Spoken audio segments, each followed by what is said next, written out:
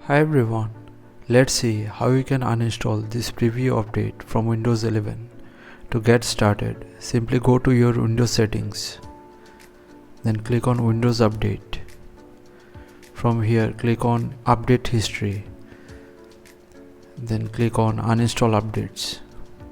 From here, find the preview update and click on Uninstall and press on Uninstall here to begin the uninstallation process. Alternatively, you can also do this. Search for command prompt, right click over it and run it as administrator. Now go to the video description and copy this command line and paste it in the CMD window and hit enter.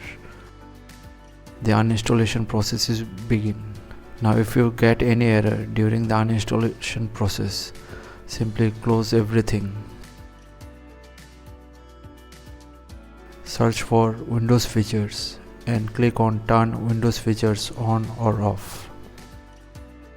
From here, uncheck the .NET Framework 3.5 option. Then scroll down. Uncheck the Virtual Machine Platform. Then scroll down and uncheck the Windows Sandbox option and click on OK. Once processed, it will ask you to restart your PC. Simply restart your PC once. Once done with the restart, proceed with the CMD process to get the Windows Update uninstalled.